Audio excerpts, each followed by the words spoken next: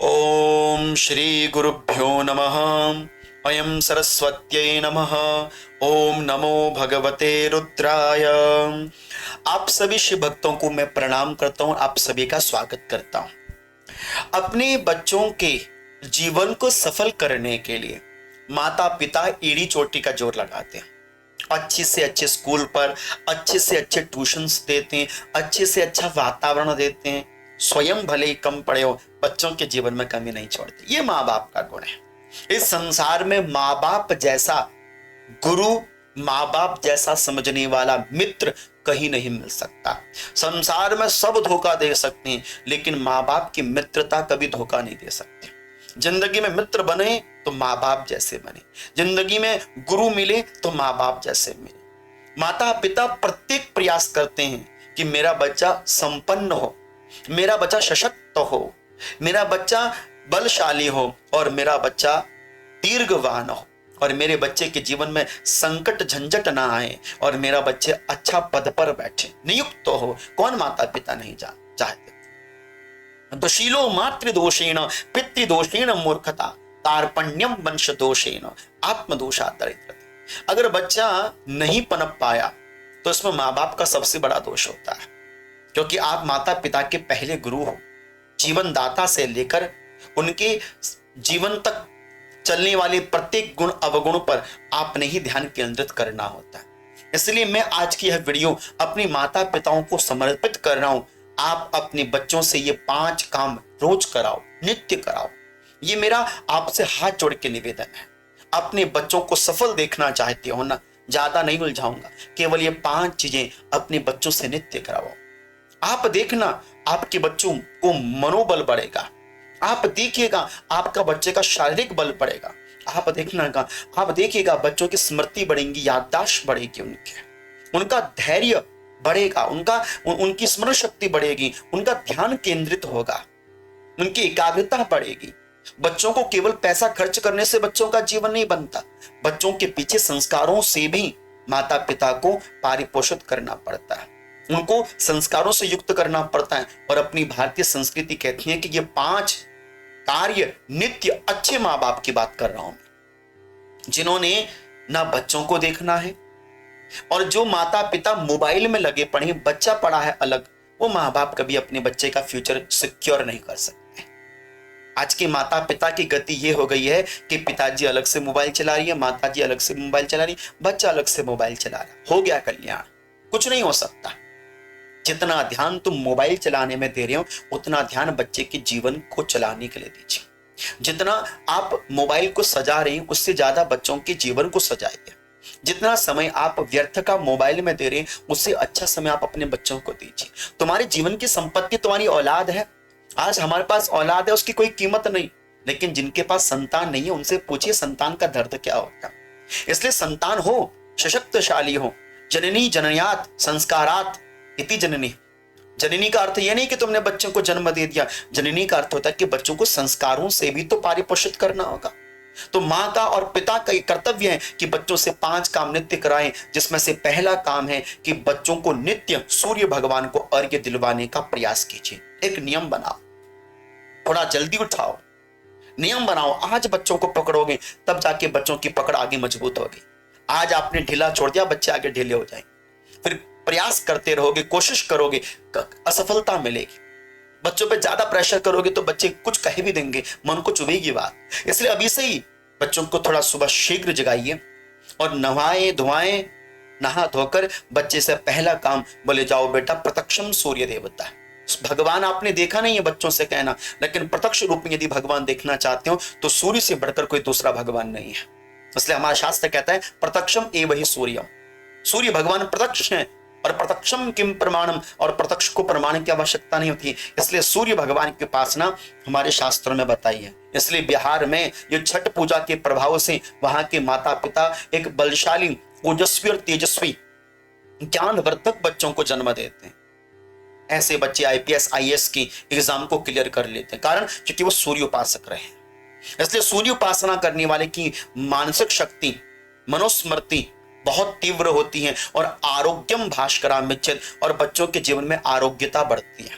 क्योंकि सूर्य भगवान आरोग्यता के और बुद्धि के मालिक हैं, स्मरण शक्ति के मालिक हैं, रोगों से विमुक्ति दिलवाते हैं। इसलिए बच्चों के जीवन में पहला कार्य जो नित्य माता पिता ने करवाना चाहिए वह है सूर्य भगवान को अर्घ्य। एक तांबे का लोटा लो, तांबे के लोटे में जल भरो, उसमें थोड़ा सा काला तिल डालो, बच्चों से कहो जाओ बेटा ओम सूर्याय नमः, मंत्र नहीं आता कोई बात नहीं, ओम सूर्याय नमः कहते हुए सूर्य भगवान को अर्घ्य दो।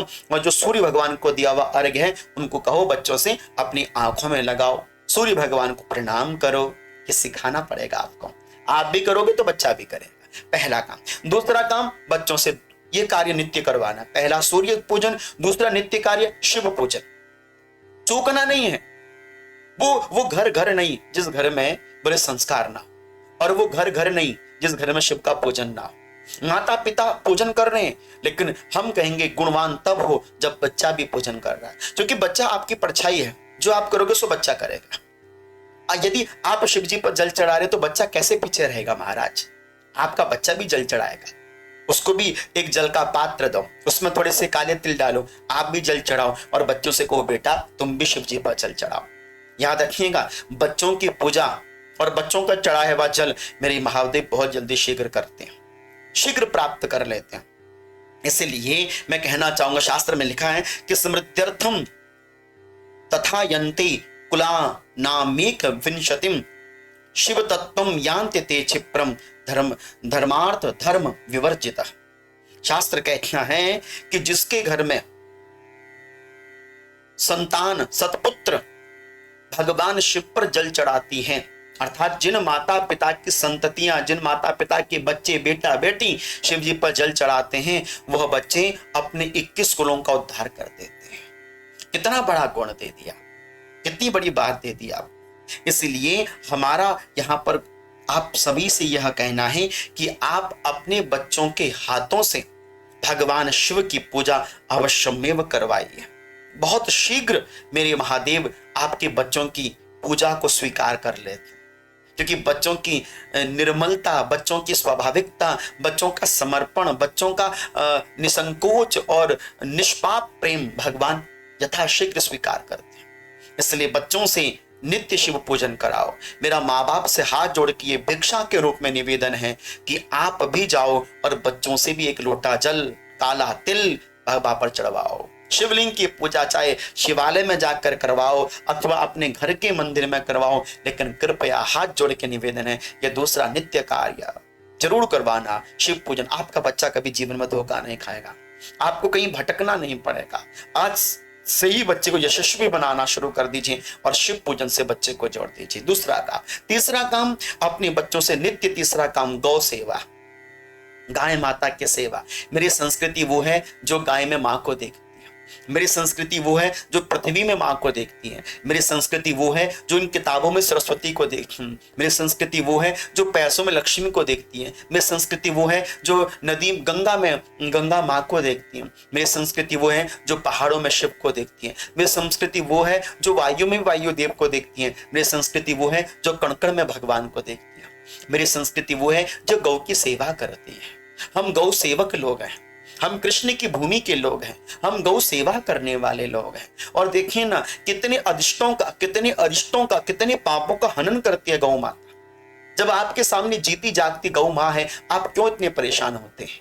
बच्चों के हाथों से रोज गौ माता को मीठी रोटी दीजिए, रोज अपने बच्चों के हाथों से गाय माता को जल पिलाइए, रोज अपने हाथों से बच्चों से कहो जाओ बेटा गाय माता को रोटी खिला के आओ, गाय माता को चारे की सेवा करके आओ, गाय माता का स्पर्श करके आओ। दूर से ही कर लीजिए, भले दूर से गाय माता को प्रणाम कर दो।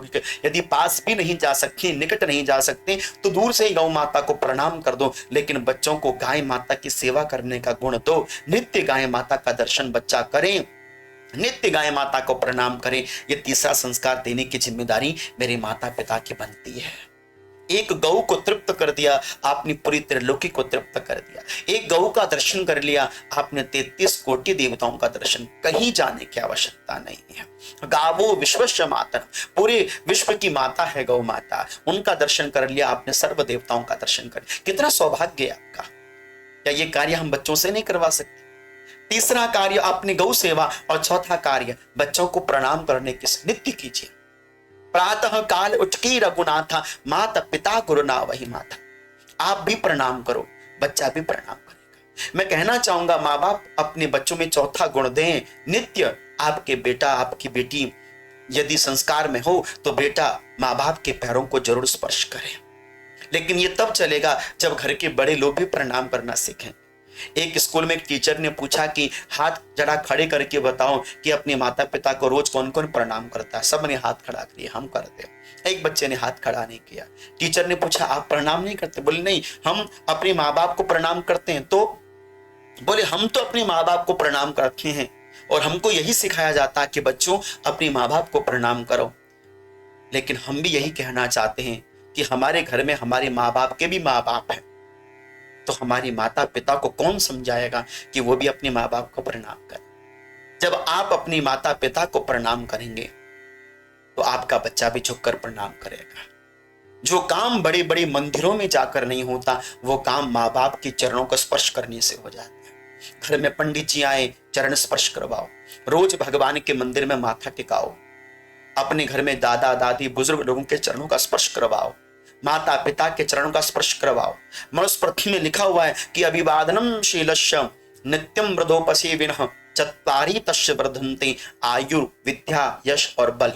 आयुर्विद्या यशो बलम, ये चार चीजें बढ़ती हैं। इसलिए बच्चों से नित्य प्रणाम कराना चाहिए, चौथा कार्य। और पांचवा कार्य जो बहुत सराहनीय कार्य है, जो पांचवा कार्य जो बहुत ही श्रेष्ठतम कार्यों में मैं एक कार्य मानता हूं, और वो है हनुमान चालीसा का पाठ।